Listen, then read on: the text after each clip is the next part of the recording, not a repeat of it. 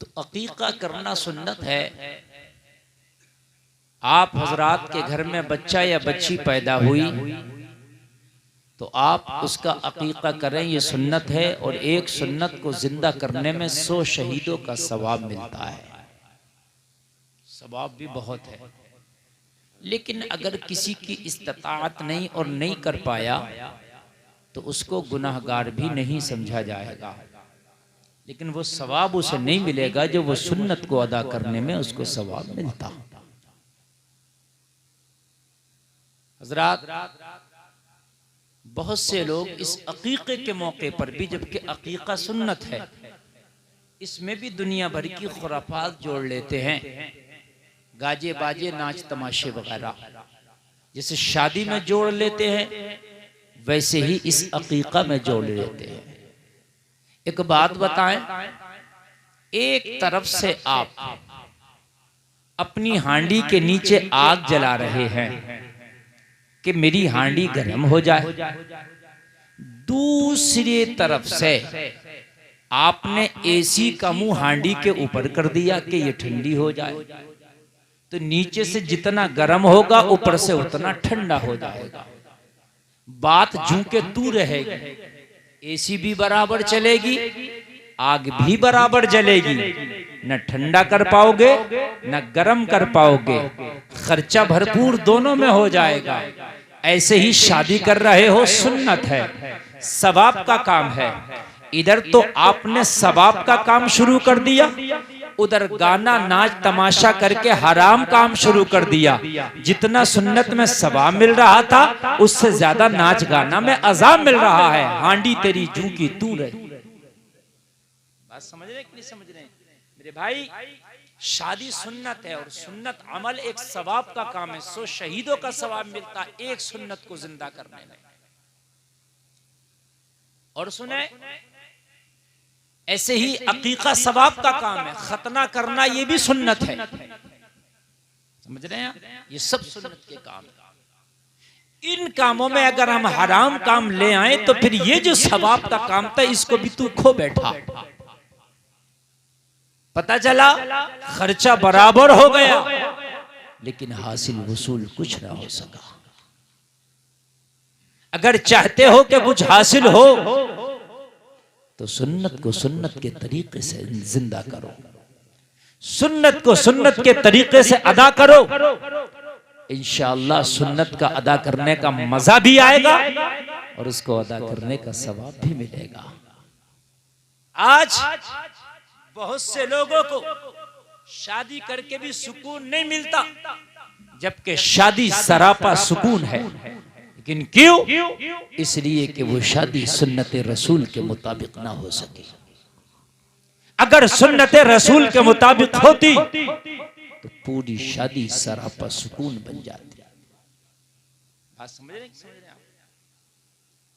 लेकिन हमारी कुछ रस्में ऐसी हैं कि वो रस्में हमारी नहीं छूटती, वो रस्में हमारी होंगी, वो चाहे उसमें गुनाह कितना भी मिल जाए।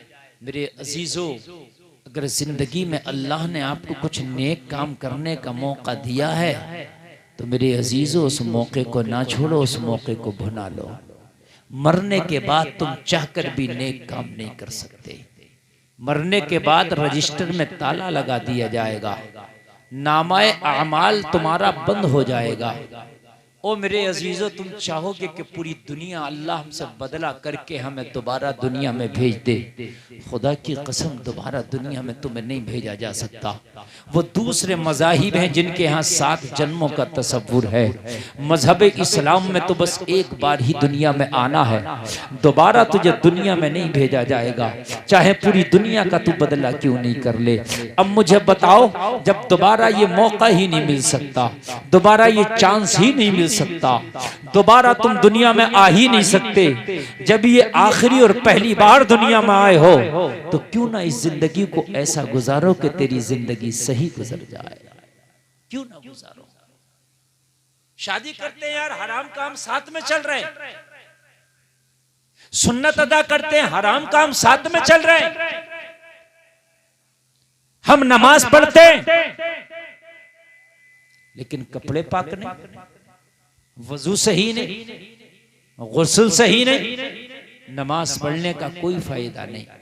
टाइम भी खर्च हो रहा तुम्हारा, आप नमाज भी पढ़ रहे हैं लेकिन आपके कपड़े पाक नहीं, आपका जामा पाक नहीं, आपका वजू सही नहीं, आपका गुस्ल ठीक नहीं।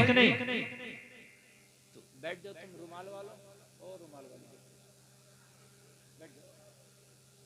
अजीब मसला, बड़ी अच्छी बात है मैं बता रहा हूँ। आप ज्यादातर नौजवानों मेरी तकरीर को गौर से सुनो, वो बातें बता रहा हूँ जिससे तुम नाआशना हो, जिस चीजों की तुम्हें जरूरत है। समझ रहे हैं आप? ये मौका मिलता है हमें बोलने का और आपको सुनने का, ये अल्लाह ने दिया है। हम मर गए तो हम बोल ना सकेंगे, तुम मर गए तो तुम सुन ना सको। तो ये मौका गनीमत है, क्यों ना काम की बातें हो जाए। हज़रत तशरीफ फरमाए, हमारे बड़ी मोहब्बत करते हैं माशाअल्लाह, अल्लाह सलामत रखे।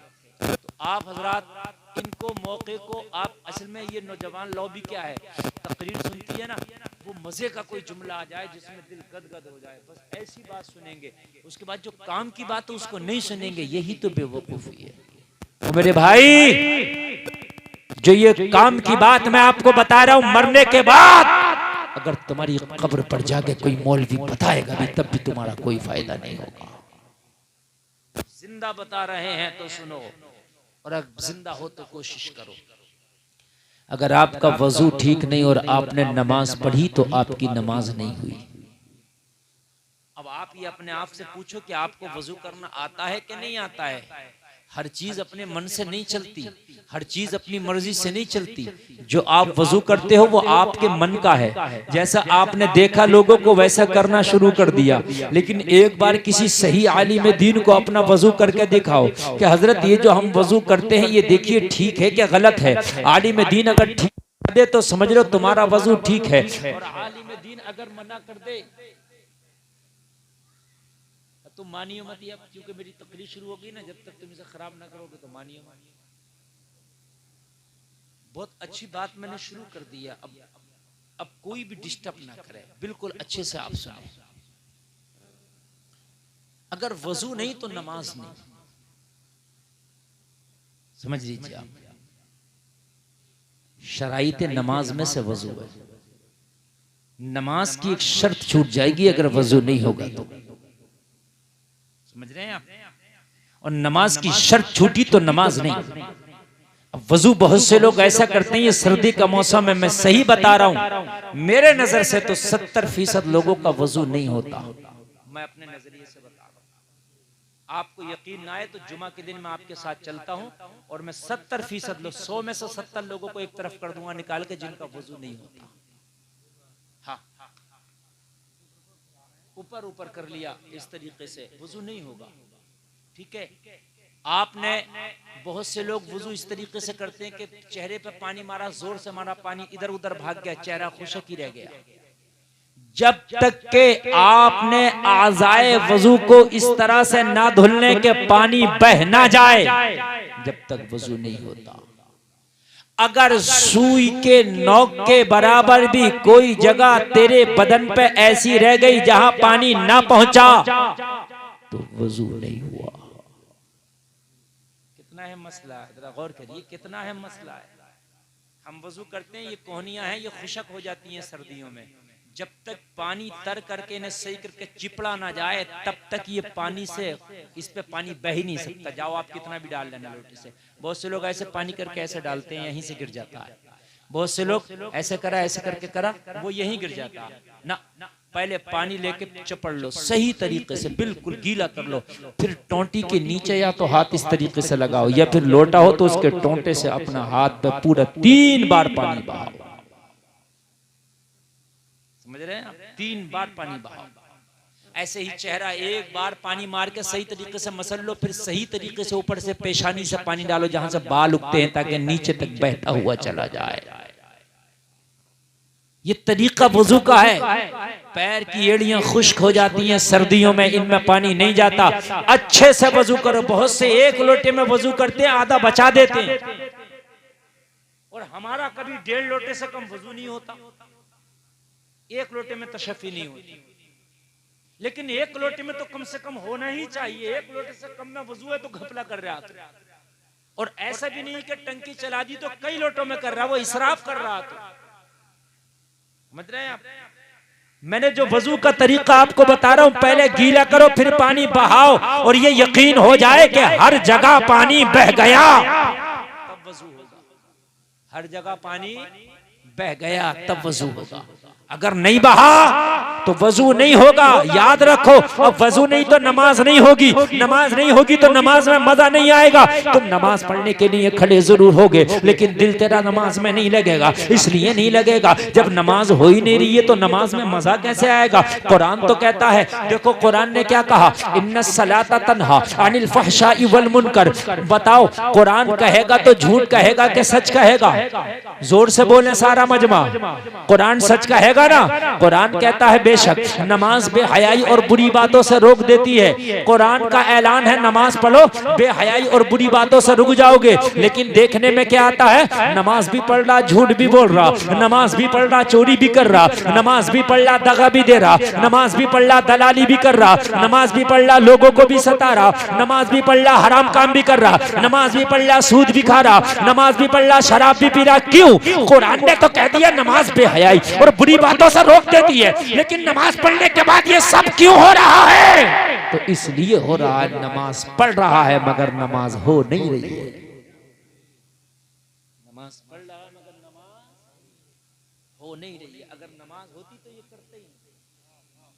कुरान झूठा नहीं हो सकता, नहीं कर सकता।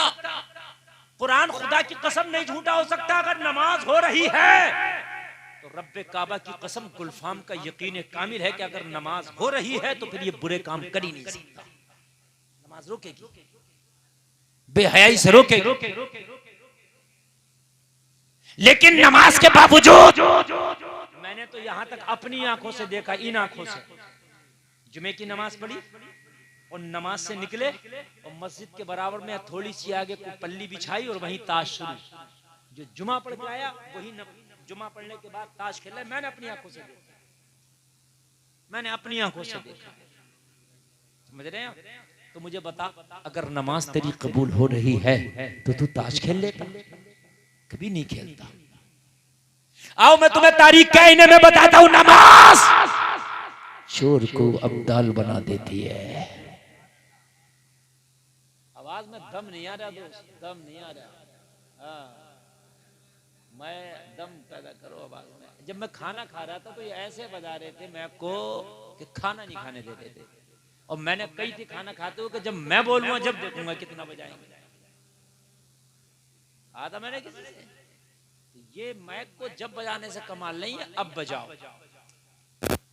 अब है।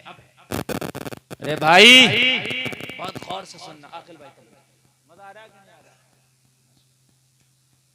देखो भाई, हमारे पास तकरीरें बहुत है अल्हम्दुलिल्लाह। अगर आप मुझसे ये कहो हजरत 40 दिन तक नई तकरीरें करना, यकीन कसम खा के कहता हूँ 40 दिन तक तकरीर रिपीट नहीं करनी। अल्हम्दुलिल्लाह ये मलका दिया रहा हूं। लेकिन मैं असल में वो हकीमु नफ्स देख के जो दवा की जरूरत है वो देता हूं। समझ रहे? आज मैं आपको इंशाअल्लाह कम से कम सही नमाज पढ़ना तो सिखा के जाऊंगा। ये मेरी तो जिम्मेदारी है ना भाई, ये मेरी जिम्मेदारी है कि नहीं है? हाँ, नमाज बेहयाई बुरी बात से रोकती है, लेकिन नमाज होना चाहिए, नमाज होना चाहिए। एक शख्स बड़ा मनचला ओबाश टाइप का था, मदीना शरीफ में रहता। ओबाश जानते हैं? यानी जिसे आप कहते हैं शरीर टाइप का, बदतमीज टाइप का। ए नौजवानों, ए जीने वालों, अच्छा आप लोग अपने मोबाइल बंद कर लो। ये 28 चैनल चले, गिन लो 28 है। मेरा अंदाजा गलत नहीं हो सकता, जो कह दिया वो कह दिया वली की जबान में।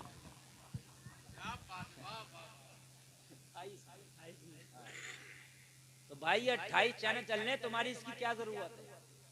हाँ। भाई मैं अल्लाह का वली नहीं हूं तो अपने बच्चों का तो वली हूं। उनका तो वली हूं क्या नहीं? हाँ, तो भाई मैं वो इतना नेक नहीं हूं कि अल्लाह का वली हो जाऊं, मगर वली उसको भी कहते हैं जो किसी का कफील हो, अपने बच्चों का वली। हाँ हाँ, तो भाई तवज्जो फरमाइए। जैसे निकाह होता तो कहते हैं वली कौन है, वली कौन है भाई बताइए। इजाजत नमाज जनाजा की कौन देगा, वली कौन है? जो मालिक होता है वो वली होता है। तो तवज्जो फरमाइए, मदीना शरीफ में एक औबाश एक लड़की के पीछे उसकी निगाहों, अपनी निगाहों से उसका ताक़ुब करने लगा। लड़की बहुत शरीफ घराने की, नेक कनीज़े फातिमा, चादर लपेटे हुए वो निकली, लेकिन ये औबाश और मन चला था उसकी पीछा करने लगा, ताक़ुब करने लगा और उसको देखने लगा। यार शरीफ ज़ादियों को तो ये भी गवारा नहीं कि कोई उनके ऊपर नजर डाले, शरीफ ज़ादियों को तो ये भी गवारा नहीं कि कोई उनका रास्ता तके, शरीफ ज़ादियों को तो ये भी अच्छा नहीं लगता कि कोई उनको देखे। हजरत फातिमा ने यही तो कहा था अली से, अगर मेरा जनाजा उठे तो इस हाल में उठे कि रात की तारीकी छाई हो, फातिमा का जनाजा उठ रहा हो, ताकि फातिमा के जनाजे पे पड़ी हुई चादर पे भी किसी गैर की नजर न पड़ सके। ये कनीज़ा ने फातिमा की आरज़ू है, समझ रहे हैं?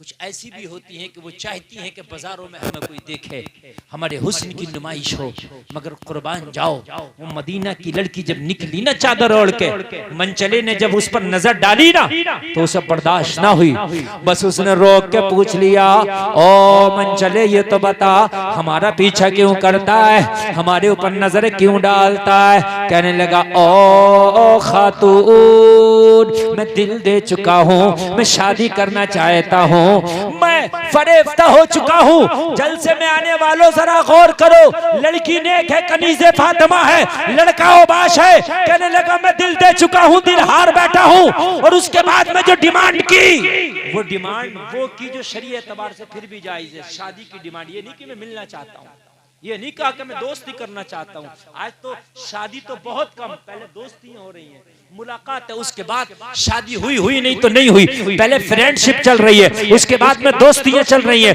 उसके बाद में मुलाकात है। मगर सुनो, ये कहने लगा मैं शादी करना चाहता हूँ, मगर शरीफ ज़ादी को ये भी कहा गवारा हुआ। कहने लगी हमारे इतने बुरे दिन आ गए कि हमारे रिश्ते चलते रास्ते में कोई हमें भेजे, इतने बुरे दिन आ गए कि चलते रास्ते कोई हमारा रिश्ता लाए। रिश्ते रास्तों में नहीं भेजे जाते, रिश्ते घरों में भेजे जाते हैं। रिश्ते डायरेक्ट लड़कियों पे नहीं भेजे जाते, रिश्ते उनके अहले खाना पे भेजे जाते, उनके वालिदैन के पास भेजे जाते, उनके घर के बड़ों के पास भेजे जाते। मेरे पास रिश्ता भेजा, इतने बुरे भी हमारे दिन नहीं आए। पैगाम लेके जाओ नौजवानों, जो डायरेक्ट रिश्ते तुम लेके जा रहे हो और डायरेक्ट जो रिश्ते कर रहे हो, और ये जो आज फैशन चल चुका है, लड़कियां भी कह रही हैं कि हम वहीं शादी करेंगे, ये कयामत की निशानी है। मेरे नबी का फरमान है, जब कयामत करीब आएगी तो कयामत की एक निशानी ये होगी कि दीवारों से गाने बजाने की आवाजें आएंगी। आज दीवारों से गाने बजाने की आवाजें आ रही है कि नहीं आ रही है? कहाँ आ रही है बताओ, किसकी दीवार से आ रही है?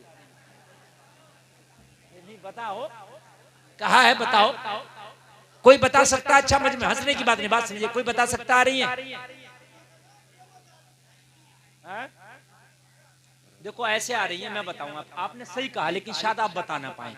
ऐसे आ रही है गाने बजाने की। अब जो सिस्टम चल रहा है, लाइट फिटिंग अंडरग्राउंड, पानी फिटिंग अंडरग्राउंड, ठीक, कनेक्शन एसी का अंडरग्राउंड, और स्पीकर का कनेक्शन भी अंडरग्राउंड, सब दीवारों में फिक्स चल रहा है।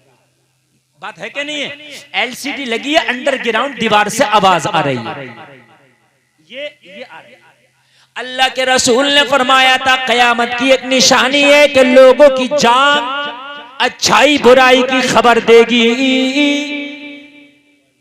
ये मोबाइल जो है रखा है ना हमारी पैंट की जेब में, यहाँ से घंटी बजी, ब्लूटूथ लगा है, मोबाइल को हाथ लगाने की भी जरूरत नहीं है, और जांग ने अच्छाई बुराई की खबर दे दी कि वहां मैयत हो गई और वहां शादी। बोलो है कि नहीं है? अल्लाह के रसूल ने फरमाया कयामत की एक निशानी होगी कि वक्त में बरकत नहीं रहेगी। अरे यार अभी तो दिन निकला था, शाम हो गई, अभी तो यार जुमा गुजरा था, फिर जुमा आ गया। अरे जुमा तो छोड़ने मियाँ, जिनकी उम्र 70 साल की है वो आज ये कहते हमने सुने यार हमें ऐसा लगता है कि कल ही तो हम पैदा हुए थे और अपने गांव की गलियों में खेलते थे, यार आज बाल सफेद हो गए, बुढ़ापा आ गया। हाँ, ये 70 साल का जमाना कैसे गुजर गया पता ना चल सका। हकीकत है लोगों, खत्म हो गई है वक्त की बरकत। नबी ने फरमाया था साल ऐसे गुजरेंगे महीनों की तरह, महीने गुजरेंगे हफ्तों की तरह, हफ्ते गुजरेंगे दिनों की तरह, दिन गुजरेंगे घंटों की तरह। क़यामत की निशानी है, बोलो है कि नहीं है? लोगों, एक क़यामत की निशानी है कि झूठों की इज्जत होगी, सच्चों को लोग जलील समझेंगे। झूठों की इज्जत और सच्चों को लोग, अगर आदमी दाढ़ी लगा ले, टोपी ओढ़ के, कुर्ता पजामा पहन के, झूठ ना बोले, कम बोले, बुराई ना करे, चुगली ना करे, हराम काम ना करे, अपना कमाई में खुश रहे, तो लोग उसे मुल्ला जी कहना शुरू कर देते। मुल्ला जी कहाँ जा रहे हो?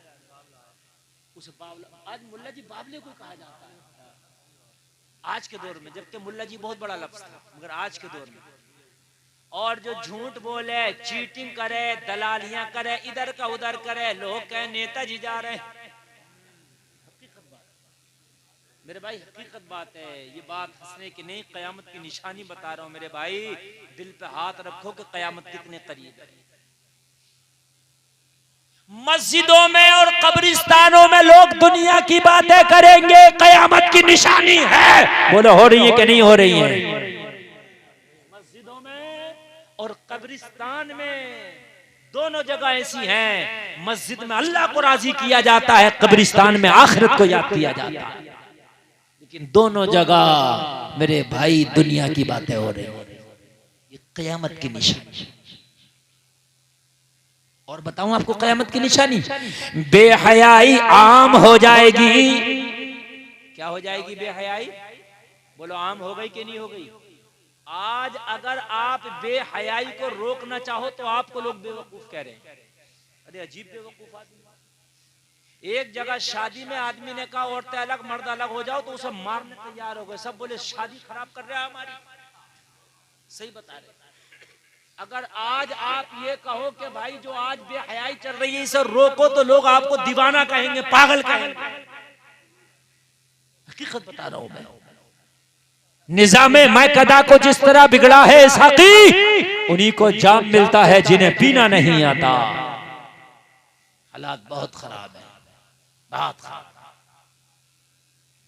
और क़यामत की दो चार निशानियां सुन लो, तकरीर आगे बढ़ाऊं। तुम्हें कुछ पता नहीं, तुम कह रहे हो हम तरक्की कर रहे हैं, आगे बढ़ के तरक्की नहीं, क़यामत करीब आ गई, बहुत करीब आ गई, बहुत करीब आ गई मेरे भाई क़यामत। अल्लाह के रसूल ने फरमाया था अरब की जमीन में खेतियां होंगी,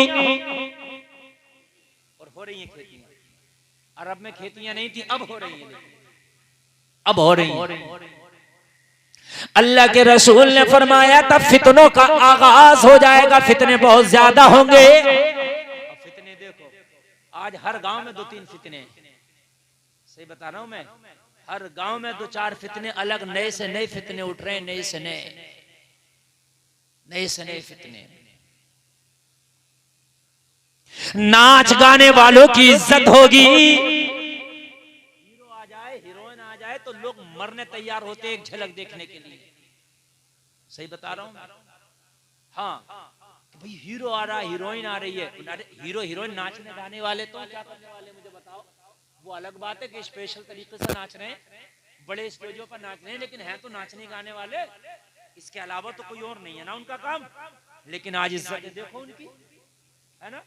बेहतरीन आलिम, बेहतरीन मस्जिद का इमाम, 5 वक्ता नमाजी, खुदा की कसम इतनी इज्जत आप उसकी नहीं करोगे जितनी इज्जत एक नचकइये की कर रहे हैं आप, एक नाचने वाले की आप कर रहे हैं। ये क़यामत की निशानी है, क़यामत की निशानी। बड़ों का अदब खत्म हो जाएगा।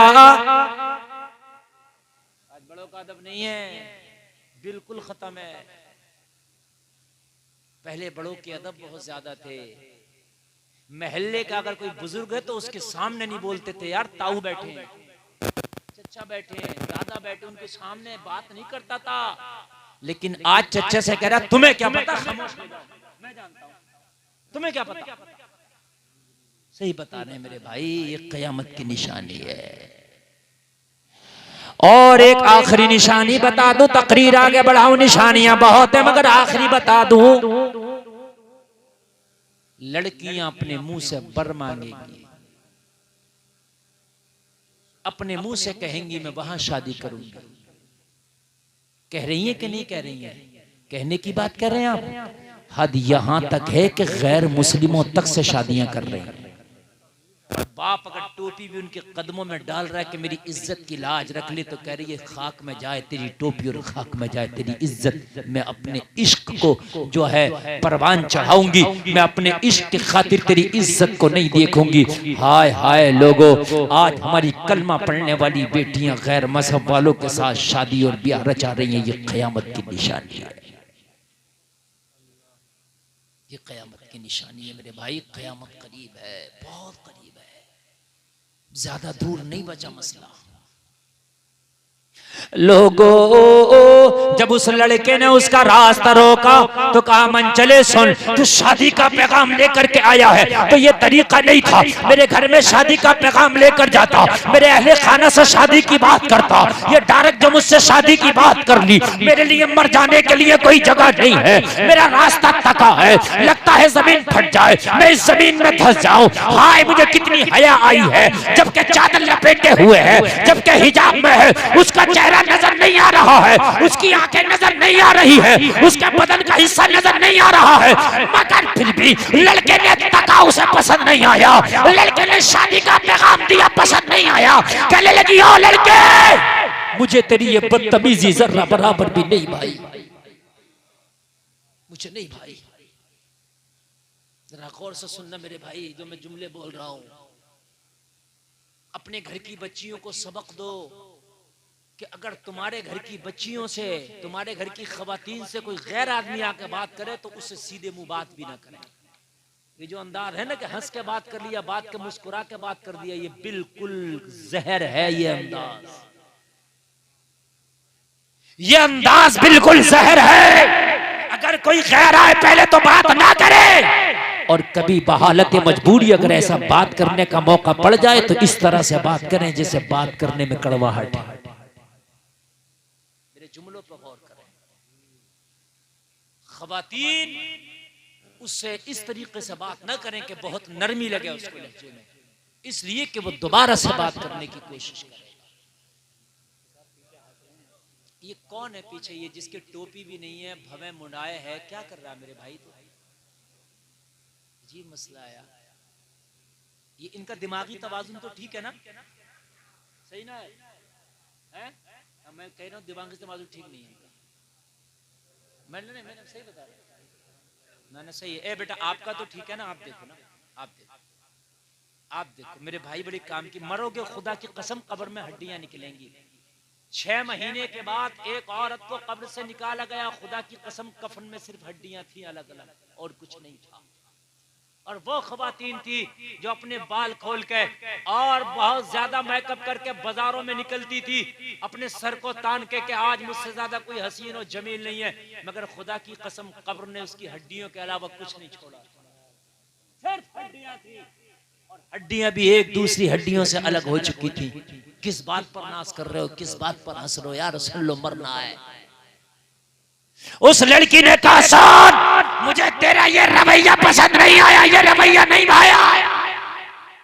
बाजा इस पेशे से कहने लगा क्या करूं, दिल हार बैठा हूं, इसके अलावा मैं कुछ कर भी नहीं सकता। तू मना करेगी तब भी मैं तेरा रास्ता तकूंगा। हाय हाय, नेक खातून थी, नेक घर की बच्ची थी, किसी नेक माँ की नेक बेटी थी, किसी शरीफ बाप की शरीफ जादी थी। हाय, इन बेटियों ने जब कनीज़े फातिमा का रूप धारण किया है तो खुदा की कसम इस्लाम की बड़ी खिदमत भी की है इन बेटियों ने। और जब इन्होंने उर्यानियत का चोला पहना है, जब इन्होंने मगरिबी लिबास का चोला पहना है, तो खुदा की कसम दीन का बड़ा नुकसान भी हुआ है, बड़ा नुकसान हुआ है। कहने लगी क्या वाकई तू नहीं बाज आएगा? कहने लगा नहीं बाज आऊंगा। लड़की ने एक नुस्खा बताया, कुरानी नुस्खा। कहने लगी अच्छा मैं तुझसे शादी कर लूंगी लेकिन मेरी एक शर्त है। कहने लगी क्या शर्त है? मुझे वो शर्त बता। लोगों शर्त सुनो, शर्त सुनो। कहने लगी सुन, शर्त ये है 40 दिन के बाद इसी मोड़ पे आके मिलेंगे। तू भी इसी मोड़ पे आना, हम भी इसी मोड़ पे आएंगे। तू भी इसी चौराहे पे आना, हम भी इसी चौराहे पे आएंगे। 40 दिन के बाद तू मेरा हाथ मांगेगा, मैं शादी के लिए राजी हो जाऊंगी।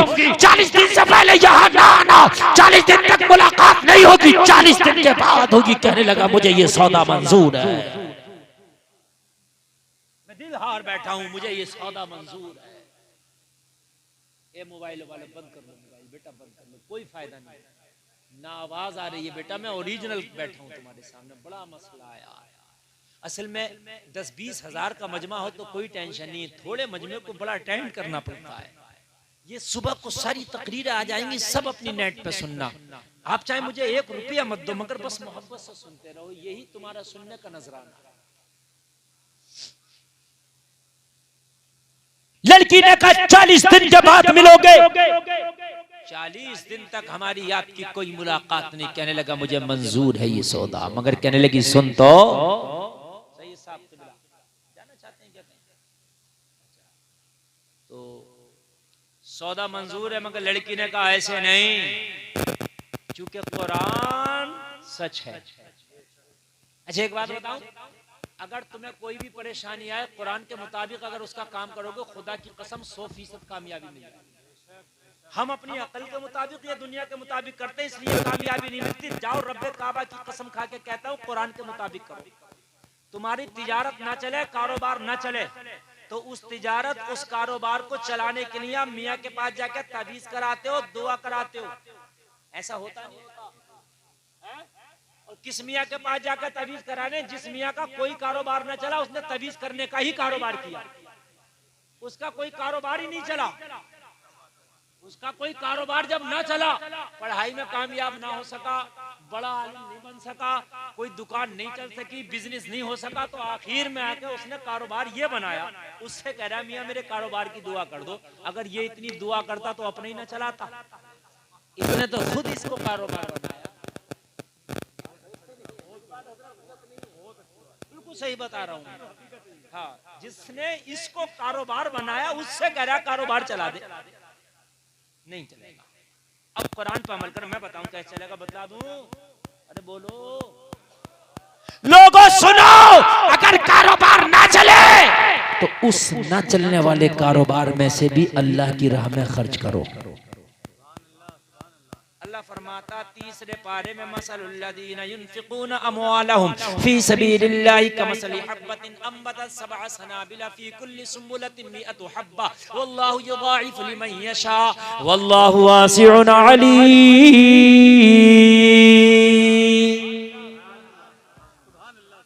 जो सिक्का, जो रुपया, जो पैसा अल्लाह की राह में खर्च किया जाए, उस पैसे की मिसाल उस दाने की तरह है जिसको जमीन में डालते हो। एक दाने से 7 बालियां निकलती हैं। हर बाली में अल्लाह 100 दाने पैदा करता है। एक दाने की अल्लाह 700 बना देता है, और अल्लाह अगर चाहता है तो इससे भी ज्यादा बढ़ा देता है। अगर तुम्हारा कारोबार ना चले तो फिर सदका करो, अल्लाह की राह में खर्च करो, कारोबार चलने लगे। लेकिन नहीं करेंगे, वो नहीं करेंगे। अल्लाह की राह में खर्च करो, इंशाअल्लाह चलने लगेगा। तवज्जो है? एक ने बिरयानी का होटल लगा, नहीं चल रहा, मुझसे बोला हज़रत दुआ कर दो। मैंने कहा अल्लाह दवाई करे दे रहा है। कह रहा बिरयानी का होटल हज़रत चल नहीं रहा। मैंने कहा कोई मदरसा है तेरे पास में? बोला है। तो मैंने कहा 2 बच्चों को फ्री में दोनों टाइम की बिरयानी खिला। उन बच्चों से कहना कि बेटा अब तुम्हें मोल का खाने की जरूरत नहीं, कहीं ना मेरे होटल पे जाना, और मैंने कहा 2 बच्चों को फ्री में खिला। कहने लगा था चलने लगा। रे मैंने कह तो रहा हूँ यार, यकीन मानना 1 महीना नहीं गुजरा था, कह रहा था हजरत इतना चल रहा है कि जितना मैंने सोचा भी नहीं था। भाई ये नहीं करते लोग। हम तो किसी की दुकान पे जाएं तो सोचा काट लो, मौलाना आ गया, सीधा सादा है। सही बता रहे हैं आप। हाँ, नहीं समझ रहा। मस्जिद के लिए तुम कोई चीज लेने जाओ, कहो मस्जिद के लिए तो और ज्यादा पैसे ले जाओ। कहो मदरसे के लिए यार ये चीजें जरा मुनासिब दे दे तो और ज्यादा बता रहा है पैसे, कि मैं अगर कम बताऊंगा तो मौलाना और कम ना कर ले मदरसे के नाम, लेकिन ये ज्यादा बता, चल ले ले ज्यादा। लेकिन देने वाला तो अल्लाह ही है, देने वाला अल्लाह है। मेरे भाई अगर कारोबार ना चले तो अल्लाह की राह में खर्च करो, कुरानी हिसाब से इस्तेमाल करो, इंशाअल्लाह जिंदगी बन जाएगी। लड़की बहुत पढ़ी लिखी थी, कनीज़े फातिमा थी, सोचने लगी इसका इलाज कुरान से करूं। कैसे करूं? कैसे करूं? कुरान से करूं इसका इलाज। अगर अपने दिमाग से करा, अपने जबान से किया तो हो सकता है मैं भी बदनाम हो जाऊं। ए ऑपरेटर साहब बिल्कुल मजा नहीं आ रहा बोल रहे। जितनी मैं जान लगा रहा हूं इतनी 5 जलसों में भी जान नहीं लगाता हूं। और फिर की बात ऐसा आवाज निकली कोई बच्चा बोल रहा। हाँ सही बता रहे। पता नहीं कौन कौन सी मशीनें लेके बैठते हो तुम लोग यार। मैक आहूजा का है भी ओरिजिनल, पता नहीं मगर क्या बात है, सेटिंग नहीं बैठ पा रही है। लड़की ने कहा 40 दिन के बाद आना। मेरी माएँ भी बैठी है, मेरी बहनें बैठी है, मेरे भाई भी बैठे हैं, कुछ इनमें वो भी बैठे होंगे जो किसी के बच्चे होंगे, इनमें कुछ वो भी बैठी हैं कि जिनके बच्चे होंगे, है ना। बच्चे बिगड़ जाते हैं, माँ बाप बड़े परेशान होते हैं। आज उन्हें भी कुरानी इलाज बताऊंगा कि बच्चे बिगड़ जाए तो उन्हें सुधारा कैसे जाए। डंडा बच्चे को नहीं सुधारता। अगर आज डंडा मारोगे तो कल बगैरत हो जाएगा, और मारो कितना मारोगे, मारते मारते उसका हाथ पैर तोड़ दो तब भी नहीं सुधरता। इसलिए कि मारना इलाज है ही नहीं, बच्चे का इलाज कुरान से करो। लोग कहते हैं बुरी आदत नहीं छूटती, आज उनका भी इलाज बताऊंगा। अगर मेरी जहन से नहीं निकला तो याद दिला देना। वो से कहते हैं हजरत शराब नहीं छूटती, मुझसे झूठ नहीं छूटता, जुआ नहीं छूटता, हजरत गलत काम नहीं छूटता। बहुत से लोग ऐसे होते नहीं छूटता उनसे। मैं बताऊंगा छूटेगा इंशाअल्लाह, मैं बताऊंगा इंशाअल्लाह छूटेगा। ये याद दिला देना अगर मैं ना बता सकूं तो। लड़की ने कहा 140 दिन के बाद मिलेंगे। 40 दिन के बाद तो कहने लगा ठीक है। कहने लगी जा कहां रहा, सुन तो ले पूरी बात। जा तो लेकिन पूरी बात सुन के जा। कहने लगा बता। कहने लगी मेरी एक शर्त है, वो मेरी शर्त पूरी करके आएगा।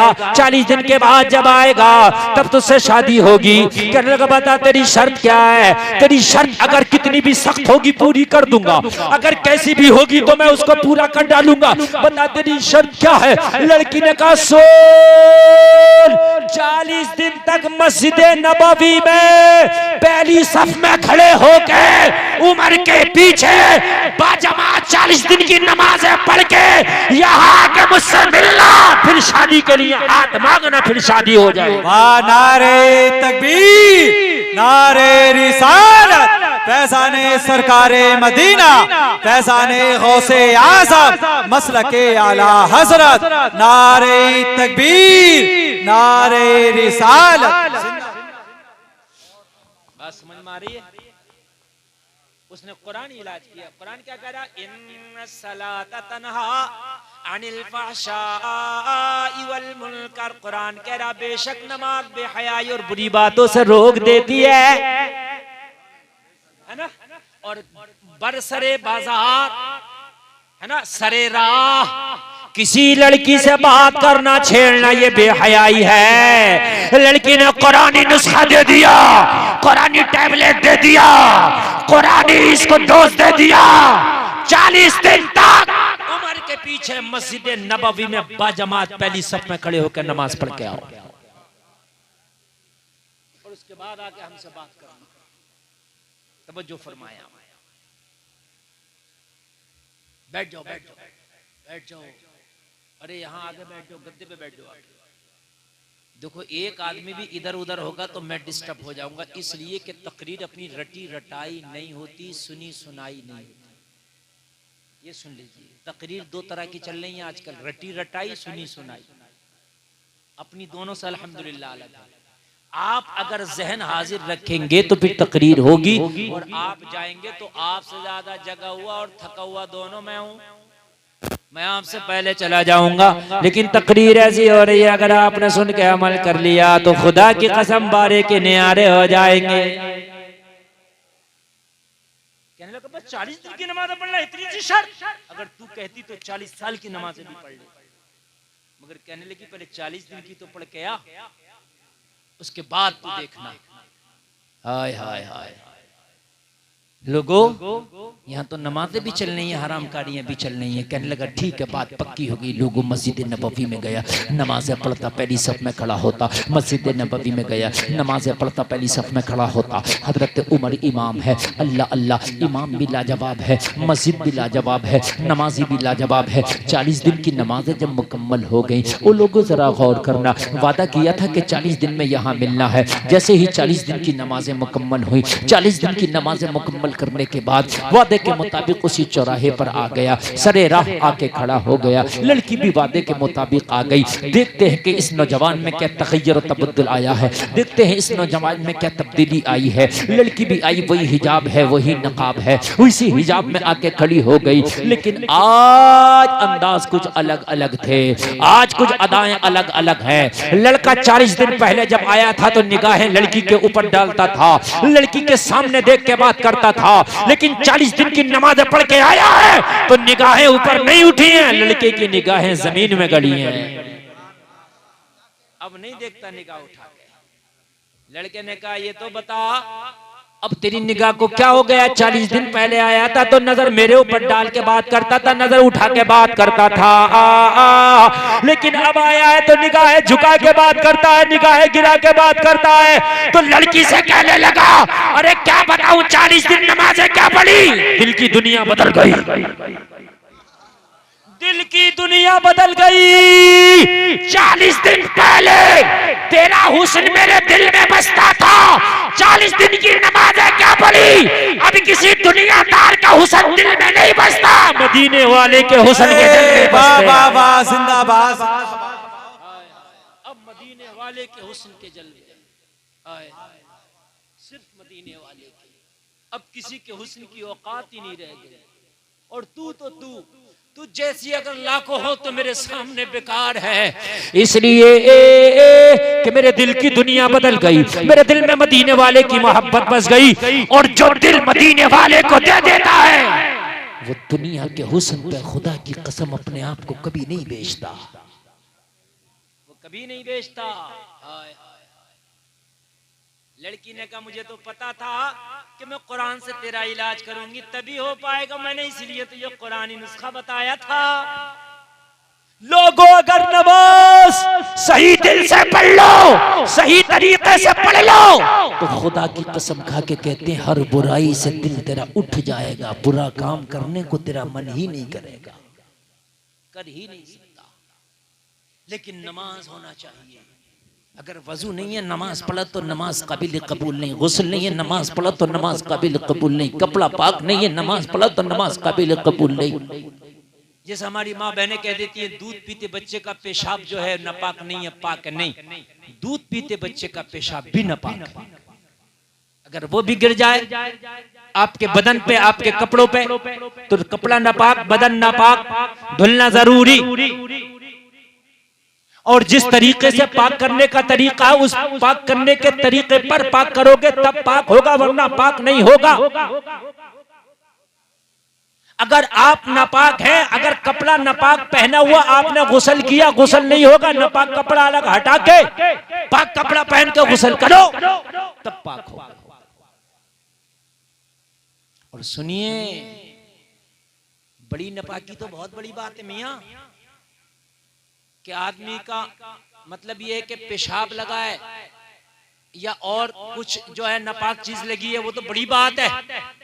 अगर पेशाब की छींटे भी तेरे कपड़े पे या तेरे बदन पे लगी हैं तो उसकी वजह से भी मरने के बाद अज़ाब कब्र में गिरफ्तार किया जाएगा। छींटे भी ये जो खड़े खड़े बहुत से लोग पेशाब कर लेते हैं, सोचते हैं कि पेशाब हो गया, पेशाब तो हो गया मगर तेरा सख्त हिसाब हो गया। जो छींटे तेरे कपड़ों पे पड़ी हैं ये तुझे अज़ाब कब्र में गिरफ्तार करा देंगी।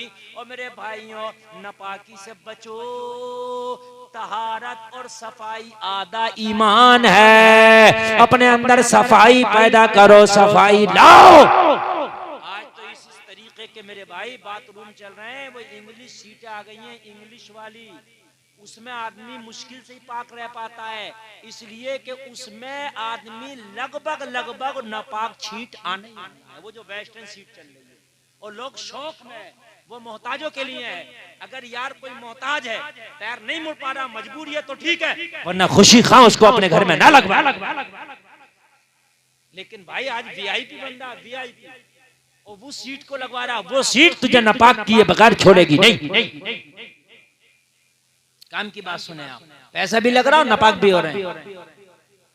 पेशाब की अगर जरा सी छींट भी तेरे ऊपर आई तो अज़ाब कब्र में गिरफ्तार होना है। बुखारी शरीफ की हदीस, मैं नहीं कह रहा।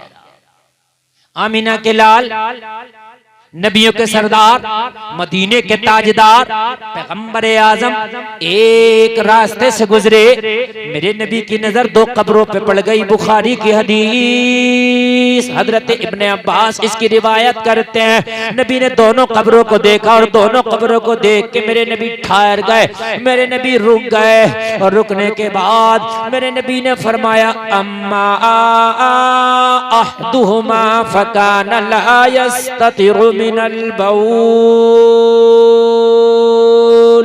मेरे नबी ने फरमाया, ओ सिहाबा, इन दोनों कब्र वालों पर अजाब हो रहा है, और अजाब भी किसी बड़े गुनाह की वजह से नहीं हो रहा है। नबी ने फरमाया, इनमें एक वो है जब पेशाब किया करता था तो पेशाब की छींटों से अपने कपड़ों को नहीं बचाया करता था।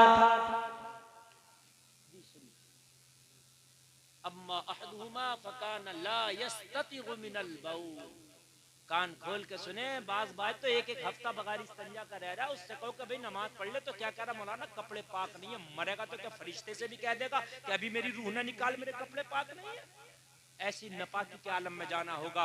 और मेरे भाई, अगर तुम नापाक हो, तुम्हारा बदन नापाक, कपड़ा नापाक, और अगर मौत आ गई तो रहमत के फरिश्ते तुम्हारे पास नहीं आएंगे। अगर आप नापाक हैं तो फौरन पाक हो जाएं।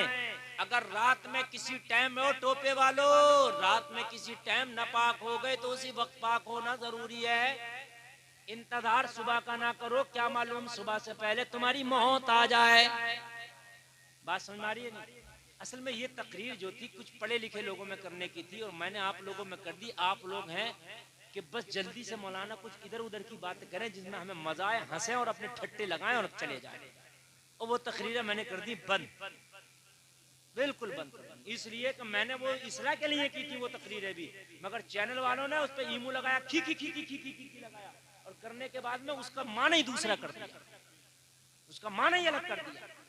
मेरा उससे भी मकसद क्या था? मकसद उससे भी था लोगों की इस्लाह, अपना तरीका होता है इस्लाह करने का। तो मैंने बदल दिया चैनल, मैंने गेरी बदल दिया। अब दिखाओ हंस के कैसे हंसोगे। हाँ, अरे भाई ये चादर क्या कर रहे हो? अरे इसको यार सीधा कर लो। तुम्हारी चादर तुम्हें लेडू यार। एक बात बताओ, कितनी अच्छी तकरीर चल रही है मेरे भाई। पेशाब की छींटों से भी अपने आप को बचाना जरूरी है। ये जो एक हफ्ते तक बगैर इस्तिंजा के घूम रहे हैं, और मुझे तो ऐसा लगता है इस्तिंजा कितने लोग करते होंगे, मैं मुसलमानों की बात कर रहा हूँ, गैरों की नहीं। मुश्किल से 40 से 30% ऐसे मुस्लिम है जो इस्तिंजा करते होंगे, यानी वो पाक करते होंगे, वरना पेशाब किया और ऐसे ही पैजामा और पैंट बांध लिया। जब छींटों के मारे बुखारी की हदीस कह रही है कि अज़ाब कब्र में गिरफ्तार होगा, तो ये बताओ कि जब 50 ग्राम पेशाब पैंट में लेके घूमेगा तब क्या होगा? बात है कि नहीं? जब 50 ग्राम पेशाब पैंट में लेके घूमोगे तब क्या होगा? ये तो तुम खुद फैसला करो। ये बात मेरे अपने घर की नहीं, ये नबी की जबान है, नबी की हदीस है, नबी का कौल है, और है कौले मोहम्मद, कौले खुदा। फरमान न बदला जाएगा, बदलेगा जमाना लाख, मगर कुरान न बदला जाएगा। इसको आप बदल नहीं सकते, ये हक है, हक है बिल्कुल, और सच है। ऐसी पैंट के जिसमें आप बैठ के इस्तिंजा ना कर सको, फाड़ के फेंक दो, आग लगा।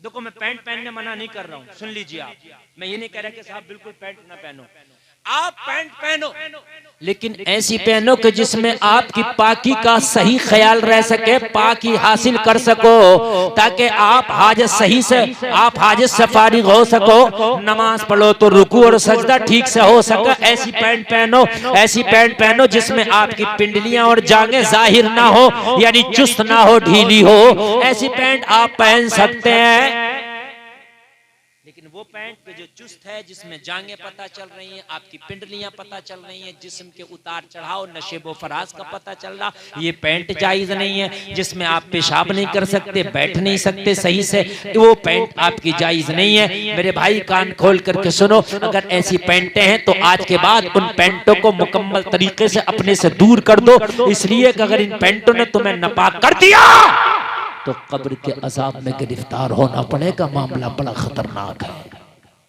बहुत खतरनाक मामला है, बहुत खतरनाक। अल्लाह रहेगा, बहुत खतरनाक। मेरे नबी ने फरमाया, बुखारी शरीफ की हदीस है, कहा इसमें पेशाब की छींटों से नहीं बचता था ये। हाय हाय। अब मुझे बताओ, रसूल के जाहिरी जमाने में अगर पेशाब की छींटों से न बचने वाले पर अगर अज़ाब कब्र आ जाए, तो जो आज पैंट पहन करके इस्तिंजा ही नहीं करता, मुझे बताओ पाकी हासिल ही नहीं करता, उसका क्या होगा अज़ाब में कब्र में? किस तरह से उसे गिरफ्तार किया जाएगा? कब्र में क्या होगा मेरे भाई? किसे पुकारेगा कब्र में?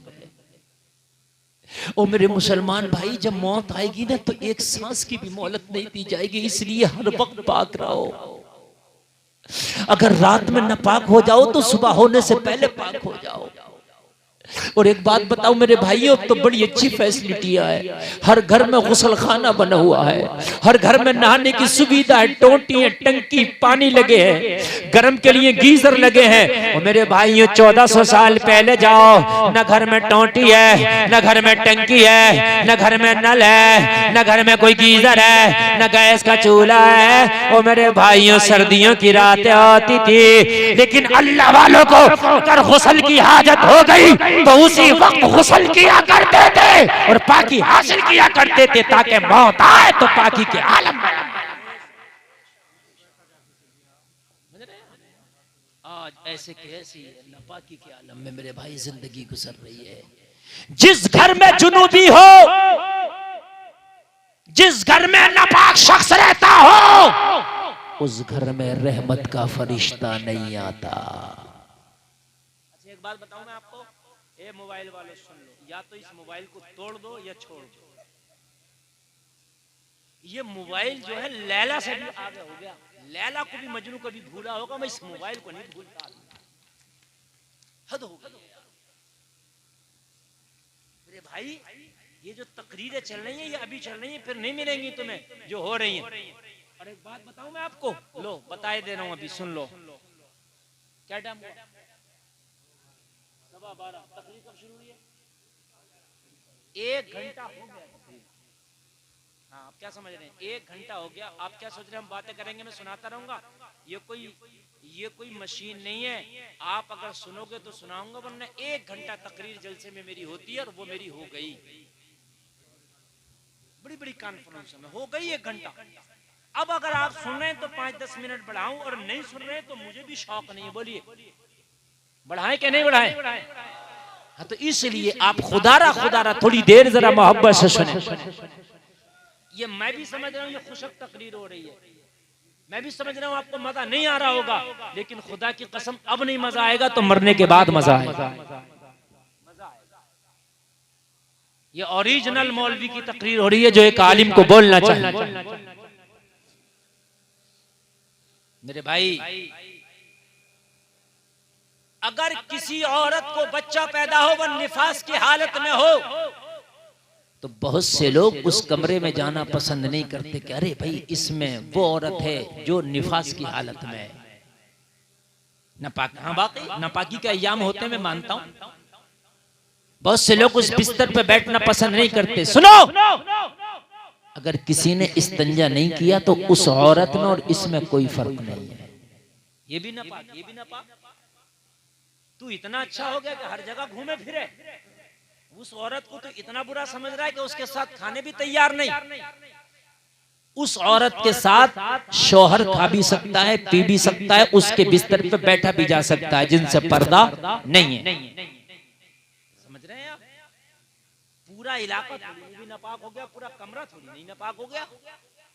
हाँ, बहुत से लोग मरने वाले के कपड़े काट पीट के फेंक देते हैं, उसके जो कपड़े बचे हुए वो भी नहीं छोड़ते। और भाई मुर्दा उन कपड़ों में थोड़ी ना घुस गया जो उसकी सैफ अलमारी में रखे, पहने जा सकते हैं, इस्तेमाल किए जा सकते हैं। बात समझ आ रही है कि नहीं आ रही है? हाँ, बस एक चीज मैंने देखी है, नमाज़े जनाजा होगी, इमाम साहब जरा तवज्जो फरमाएं। एक चीज मैंने देखी है, नमाज़े जनाजा हुई, वो जो नमाज होती है जिस पे इमाम खड़े होकर नमाज पढ़ाता, उसे उठा के कहेंगे जल्दी से मस्जिद में ले जाओ इसे। वो कफन का टुकड़ा ही तो मस्जिद में भेज रहा, तुझे और कुछ नहीं है मस्जिद में भेजने के लिए। मैंने सही कहा, देखा, इसे जल्दी से ले जाओ मस्जिद में क्या होगा इसका ही तो बताओ। ये जो कफन का टुकड़ा है तू अपने घर ले जा। मैं कह रहा हूँ जायज है इस्तेमाल करना। आप उससे मुंह हाथ तू पहुंच उसे मस्जिद में भेजेगा। क्यों भेज रहा भाई मस्जिद में? मस्जिद में अगर तुझे भेजना है, तुझे कुछ करना है तो इमाम साहब को नजराना दे दे, हाँ कपड़े दे दे, बात सही है। मगर नहीं मनाएगा, वो टुकड़ा भेजेगा, जल्दी से लेके जाओ। मैंने देखा कई जनामाज़ें लटक रही हैं। अरे भाई ये किस लिए है कि साहब वो जनाजे की थी, हमने सोचा बिकार जाएगी तो मस्जिद में चली जा। मस्जिद में चले, मस्जिद में क्या मरहुओं कमाया जाता है? मस्जिद में तो ज़कात भी नहीं लग सकती, ज़कात मस्जिद में नहीं लग सकती, उशर मस्जिद में नहीं लग सकता, सदक़े का माल मस्जिद में नहीं लग सकता, एकदम फ्रेश माल मस्जिद में लगता है। एकदम फ्रेश माल। हमने सोचा कि मुर्दों का माल मस्जिद का है भाई, ले चलो मत, नहीं, उस टुकड़े को मस्जिद में ना भेजे। और तुम्हें वैसे ही मस्जिद में भेजना है ना कि वो इससे वुजू पहुंच लेंगे लोग, तो 10 टावेल लेके मस्जिद में टांग, अच्छे किस्म की, जो आदमी को देख के जी चाहे। वो वाइट होता है, वो ऐसा गंदा हो जाता है, मस्जिद में जाकर उसे छूने दिल नहीं करता आदमी का। बात समझ रहे? हाँ, अजीब मसले कि मस्जिद में उसे लेके जाओ। मस्जिद को तुमने क्या समझ लिया? एकदम फ्रेश माल मस्जिद में लगाओ। और इमामों को ये मत समझो ये 30 का और 10वें का और 40वें का दावत खाने के लिए इमाम है, नहीं। एकदम फ्रेश माल खिलाओ इमाम को। जब ये फ्रेश खाएगा तभी तो इसके पीछे नमाज सही होगी। जब माल सही नहीं खिलाओगे तो फिर नमाज कहां से सही होंगी? सही बता रहे हैं। नमाज के लिए हुक्म है इमाम तलाश करो, हर एतबार से अफजल आला हो तो उसकी खुराक भी तो अफजल आला हो। सूदिये के घर इमाम की दावत ना रखो, इमाम मना ना करे, तुम मना करो कि इमाम उसके घर दावत नहीं खाएगा, इमाम मना करेगा उसकी छुट्टी हो जाएगी, तुम मना करोगे तो शराबी की छुट्टी हो जाएगी। बात है कि नहीं भाई? इमाम अगर कहेगा मैं इसके घर नहीं खाऊंगा तो जाहिर सी बात है इमाम की क्या हैसियत है? तुम कहो बदअकीदा के घर इमाम की दावत नहीं, शराबी के घर इमाम की दावत नहीं, जुआरी के घर इमाम की दावत नहीं, सूदिये के घर इमाम की दावत नहीं।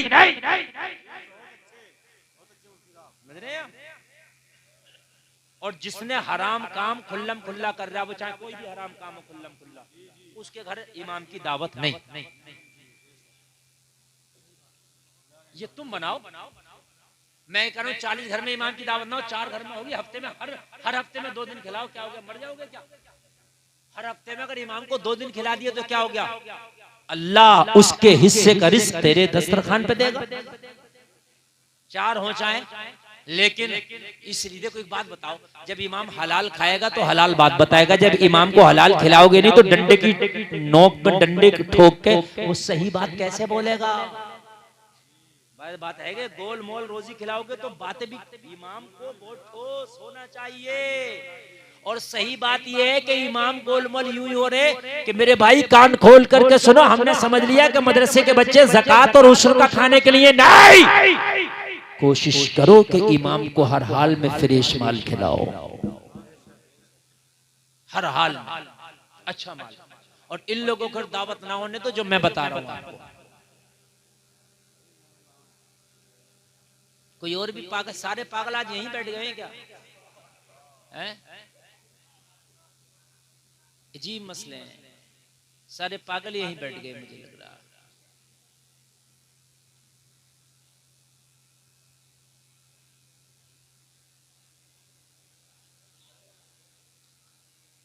बेटा तुम बहुत शोर मचा रहे हो, मरने के बाद खुदा की कसम खा के कह रहा हूं ना, तुम्हें पता चल जाएगा।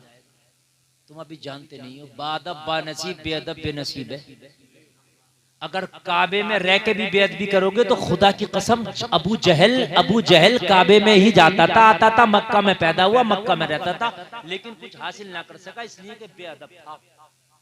और हजरत उवैस करनी यमन में रह के अदब बजा लाए, आशिकों के इमाम बना दिए गए। अदब सब कुछ है मेरे भाई, बिना अदब, ये उलमा की महफिल है, मुस्तफा का जलसा है। ना सुनो तो चुपके से उठ के चले जाओ, और अगर सुनना है तो अदब से। मैंने जो हदीस शरीफ पढ़ी है इसका मफहूम बयान कर दूं, और अल्लाह अल्लाह खैर सल्ला भाई, आप ना सुनिए कोई बात नहीं है, मैं अपनी बात कह करके मैं चला जाऊं ताकि मेरी जिम्मेदारी खत्म हो जाए। तवज्जो फरमा लें आप। जहां मेरे भाई मैयतों में इमामों को पूछते हो, वहां शादियों में, बियाह में और खुशी के मौके पे भी इमाम को पूछा करो, ठीक है? जहां पर 10 तरीके के खर्चे कर लेते हो, वहां पर एक जुमे के दिन जब नमाज पढ़ने जाया करो ना, तो 10 रुपए मस्जिद की गोलक में डाला करो और 150 रुपए इमाम का मुसाफा करके आया करो। मैं तो ये बात कहता हूँ आम तरीके से। 150, तुम गरीब नहीं हो जाओगे एक हफ्ते में 150 में, लेकिन इमाम का अगर तुमने 1000-2000 का जुमा के दिन वो कर दिया ना, तो खुदा की कसम वो अपने बच्चों की तरफ से बेनियाज हो जाएगा, फिर वो दिल खोल कर तुम्हारी रातों दिन खिदमत करेगा, ठीक है? रातों दिन खिदमत करेगा। कुछ इमाम ऐसे हैं जो सेट से काम करते हैं, उनकी मजबूरियां उनके काम कराती हैं, इसलिए कि तनख्वाह में भला नहीं होता तो वो सेट से काम लगाते हैं। तुम इतना नवाज दो इमाम को, और अगर इमाम सेट से काम करे तो तुम सवाल कर दो, हजरत हमने तो इतना नवाज दिया कि अल्हम्दुलिल्लाह तुम्हारे बच्चों का भला पूरा हो जाता है, अब कोई और काम ना करो, सिर्फ हमारी खिदमत करो, सिर्फ हमें दीन सिखाओ। बात है कि नहीं मेरे भाई? हाँ, मैं अर्ज कर रहा था, सुने मेरे भाई, जब तक आपका जिस्म, कपड़ा, बदन पाक नहीं होगा, उस घर में रहमत का फरिश्ता नहीं आएगा जिस घर में जुनूबी होगा। सुन लीजिए आप, अगर जो निफास वाली औरत है वो भी नापाक है, और ये बिना इस्तिंजा वाला घूम रहा है ये भी नापाक है, इसलिए आप हमेशा पाक रहो। और मर्द तो चाहे तो साल में 365 दिन पाक रह सकता है ना, ये भी अल्लाह की नेमत है। जब नेमत है तुम्हारे ऊपर तो इस नेमत को अपने ऊपर से उठने ना दो। खुदारा खुदारा, बहुत से ऐसे उनसे कहो नमाज पढ़ लो तो कहते हैं कपड़े ठीक नहीं है। मेरे भाई तेरे कपड़े ठीक क्यों नहीं है? तू हमेशा कपड़े अपने ठीक रख। अब दूसरा जुमला सुनो, हदीस आगे मैं पढ़ रहा हूँ और सुने इसको, बहुत जल्दी मैं पूरा कर रहा हूँ।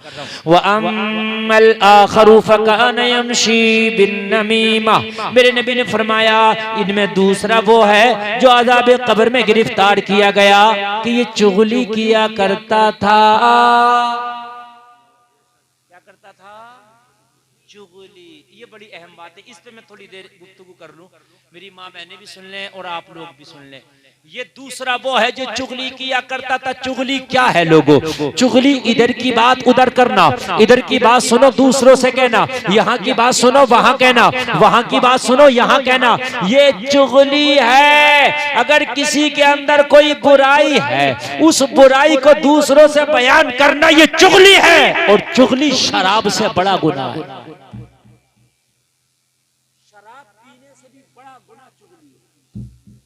जुआ खेलने से भी बड़ा गुनाह चुगली है, सूद खाने से भी बड़ा गुनाह चुगली है। सुन लीजिए आप कहोगे हजरत कैसे कैसे? तो सुनो, आपने शराब पी और शराब पी के आपने आज ही तौबा कर ली, आज ही मामला आपका साफ। अगर आपने 100 लीटर भी शराब पी थी जिंदगी में और आज ही सच्चे दिल से तौबा कर ली, सच्चा बयान कर रहे हैं, उसको बाद में पता चले फला मेरे हवाले से ये कह रहा था, उसे तकलीफ है वो बात सुन के भी चुगली। एक ही बात में बात करता, किसी के पीठ पीछे आप उसकी वो बात लोगों को बता रहे हैं, उसे सुनकर तकलीफ हो। आप ये कहें कि मौलाना गुलफाम की गाड़ी अच्छी नहीं, मुझे पता चला फला साहब हजरत आपकी गाड़ी की बुराई कर रहे हैं, मुझे तकलीफ हो, तो ये चुगली हो गई। बात समझ आई कि नहीं आई? ये है चुगली, जो शराब से भी बड़ा गुनाह है, जो शराब से भी बड़ा गुनाह है। बाज आओ, इस चुगली से बाज आना बहुत जरूरी है। ये इतना बड़ा गुनाह तौबा करने से भी माफ नहीं होता, मगर जब आदमी चुगली करने पे आ जाए तो अवाम इमाम मौलवी मुफ्ती तक को नहीं छोड़ता। जब चुगली करता है तो नहीं छोड़ता, फिर तो बुराई जब करेगा तो मौलवियों की ले लो, इमामों की ले लो, मुफ्तियों की ले लो, सबके मेरे भाई खुदारा। चुगली उसी को कहते हैं किसी के अंदर बुराई है बयान करना, ये चुगली है। और किसी के ऊपर बहतान लगाना, यानी बुराई नहीं थी अपनी तरफ से लगा के कह दिया ये बहतान है, और बहतान की सजा ये है अल्लाह जहन्नम में जब तक जलाएगा जब तक कि तुम उस चीज को साबित ना कर दोगे आपने जिसके हवाले से वो बयान किया है। अब उसके अंदर वो वस्फ है नहीं तो आप साबित कहां से करोगे? तो जहन्नम में ही जलते रहना होगा। बड़ा खतरनाक मसला है। क्या हो गया? 12:30। बस 2 मिनट की बात और मेरी तकरीर बहुत लंबी हो गई। अल्लाह सलामत। आप लोग बोले ना सुभान अल्लाह, और जोर से बोले सुभान अल्लाह। बस नबी ने 2 गुनाह बताए, इन दोनों कब्र वालों पे अजाब हो रहा था, तो नबी ने क्या क्या गुनाह बताया जरा बताओ इनका। पहले को क्या कहा, किस वजह से इस पर अजाब हो रहा है?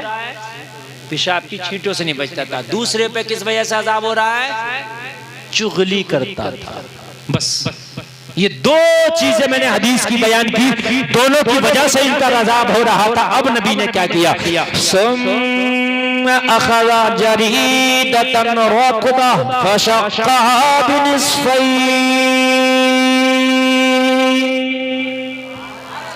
जोर से बोलो।